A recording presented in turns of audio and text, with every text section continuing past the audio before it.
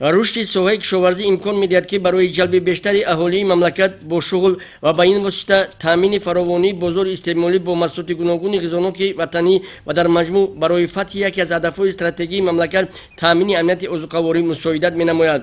Бо мақсади рушди соҳаи кишоварзӣ ҳукумати ҷумҳурии Тоҷикистон дар даврони соҳибистиқлолии мамлакат ва саҳм гузоштан дар таъмини амнияти озуқавории кишвар тадбирҳои заруриро роҳандозӣ менамояд. Сокинони ноҳияи Кушониён дастури ҳидоятҳои пешвои муаззами миллатро оиди самараноку оқилона истифода бурдани заминҳои наздиавлигӣ ва хоҷагиҳои ёрирасон сармашқи кори худ намуда пайваста кӯшиш менамоянд ки ҳарақитаи онро мувофиқи матлаб истифода бурда аз зарурати кишкардаи хеш восили дилхоҳ ба даст оварда барои эҳтиёҷоти оила ва дар фаровонии бозори истеъмолӣ саҳми арзандаи худро гузоранд. дар ҷамъияти деҳоти Миннатобод деҳаи хурсандӣ аҳолии заминҳои наздиавлигӣ ва хоҷагиҳои ёрирасонро самаранок истифода бурда дар қитъаҳои алоҳида кишти зироатҳои кишоварзӣ аз қабили картошка, карам, помидор, бодиринг ва дигар навъи зироатҳоро баро монда ҳамасола кӯшиш менамоянд ки ҳосили дилхоҳи хешро ба даст оварда на танҳо оилаи хеш балки бозорҳои дохил ва берунро бо маҳсулоти кишоварзӣ таъмин намоянд. خیلی دیده ایستاده در اینجا 6 ساعتی کارچکا کردگیم. اینا که نصیب باشه اینا میکنیم ای کار میبریم و باشه میریم و خیلی دیده اینا دورو ریخته پاره زده سیم و باشه مثال هم خیلی میکنیم 22 ساعتی قدیگش انا گندم کردگیم با خیلی در اگرات نزدی حوالگیم و بودرینگ و پامیدور همین محصولات همین خوجگی همین مقصد چرا کردگی همین حساب مقصد زندگی ما پیش میبریم. کارچکا را که گرفتیم نصیب باشه ماه مای انا بعد با جفت و چیزی که میکنیم جعوری دون اکا جعوری دون هم باید سنتیابر اکتبر جمعوریش میکنیم با جفت و چیزی میکنیم با نصیب با همین تیاری با کارتوشکا میکنیم. ساکنین دهه‌ی خورسندی رجبعلی تویروف داروی 8 سوتی زمینی نزدیاولیگی بوده حرکت‌های آن را سمرانوک عاقلانه استفاده می‌برند. مشاهدان نشان داد که اویلای تویروف در زمین نزدیاولیگی پرورش پمیدور و بودرینگ قلمفوری شیرین و تیز را در گرمخانه‌های موسمی برآورده همه ساله از این نوع زراعت‌ها حاصل دلخواه خویش را به دست می‌آورند. 4 تا گرمخانه داریم، پمیدور، بودرینگ، بالگری، بویمجان، قلمفوری تیز همش هست. این استفاده برده زندگی خود را پیش میبریم. همه ساله از همین زمین 3 حاصل میگیریم. از صحبت برمی‌آید که همه ساله برای تامین نمودن اهالی با کوچت پمیدور و بودرینگ قلمفوری شیرین و تیز در گرمخانه‌های علایده پرورش آن را برآورده با بازار به فروش برآورده از حساب درآمدی به دست آورده سطح اقتصادی اویلای خویش را بهتر خوبتر می‌نمایند. واقعاً هم مشاهدان نشان داد که اهالی جامعه دیهاتی مناطبات با مقصد رسیدن به یکی از هدف‌های دولت و حکومت تامین امنیت ازوقاوری مملکت زمین‌های نزدیاولیگی و خوجگی‌های یوریسان را ثمرانک استفاده برده در هر یک قطعه زمین کشتی نوع‌های گوناگون زراعت‌های کشاورزی را برآورده عین حال نشونمایی خوب دارند.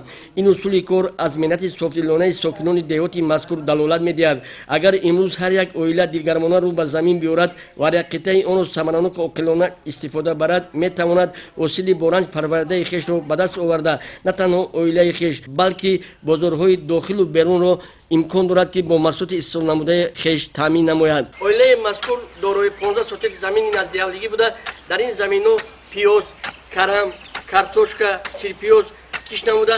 همه ساله از یک زمین تا 3 حاصل به دست آورده احتیاجات خویش را از حساب زمین یعنی از حساب حاصل به دست آمده تامین نموده باقی مانده آن را به بازار برده به فروش میبرند.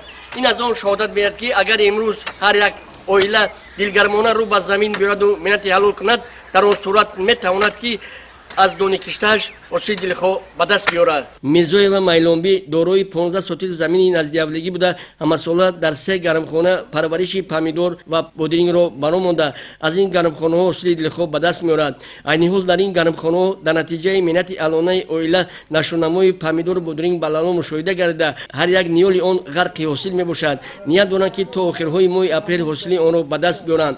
همچنین اویله میرزایeva دارای 15 سوتی خوجگی یوریسان بوده در آن پرورش قلمفینای را برآورده همه ساله از این زمین نیز حاصل فراوان گرفته نه تنها اویله خود بلکه بیشتری آن را به بازار به فروش میبرند و به این وسیله سطح زندگی خویش را بهتر خوبتر مینمایند.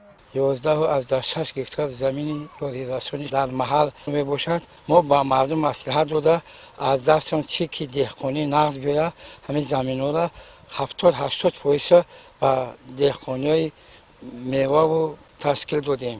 Замини наздиҳавлигии хонагиҳошон бошад 27 аз 2 гектарро ташкил медиҳад. ҳар як хоҷагии деҳқони мо ҳар як қитъа заминро самаранок истифода бурда баъзе хоҷагиҳо 3-4 ҳосил мегиранд. ҳамин ҳосил ба мардум беҳад ёрдами нағз мерасонад. мушоҳидаҳо дар ҷамъияти деҳоти миннатободи ноҳияи кушониён нишон дод ки сокинон бо мақсади самараноку оқилона истифода бурдани заминҳои наздиҳавлигӣ ва хоҷагиҳои ёрирасон масъулияти бештареро дарк намуда ҳамасола кӯшиш менамоянд ки дар ин заминҳо кишту парвариши зироатҳои кишоварзӣ аз қабили картошка, пиёз, сирпиёз, карам, сабзӣ, помидору бодиринг ва дигар нави зироатҳоро баромонда аз як замин то 2-3 ҳосил ба даст оварда на танҳо дар таъмини оилаи хеш бо маҳсулоти кишоварзӣ саҳмгузор бошанд, балки кӯшиш менамоянд ки бештари онро ба бозор ба фурӯш бароварда подоши заҳмати кашидаи хешро ба даст оварда дар таъмини амнияти озуқовории мамлакат саҳми арзандаи худро гузоранд. умуман мушоҳидаҳо таҳлилҳо дар ҷамъияти деҳоти миннатободи ноҳияи кушониён нишон дод ки аҳолӣ ҳар як қитъа заминро самараноку оқилона истифода бурда он дастури ҳидаятҳое ки пешвои муаззами миллат ба аҳолӣ пешниҳод намуданд оиди истифодаи самараноки заминҳои наздиҳавлигӣ ва хоҷагии ёрирасон ин нуқтаро ба хубӣ дарк намуда кӯшиш менамоянд ки ҳамасола аз ин заминҳо ҳосили дилхоҳи хешро ба даст оварда дар таъмини амнияти озуқавории мамлакат саҳми арзандаи худро гузоранд. ғуломруди ниёзӣ, ғаюшҳои мардон барои барномаи ахбор аз ноҳияи кушониён.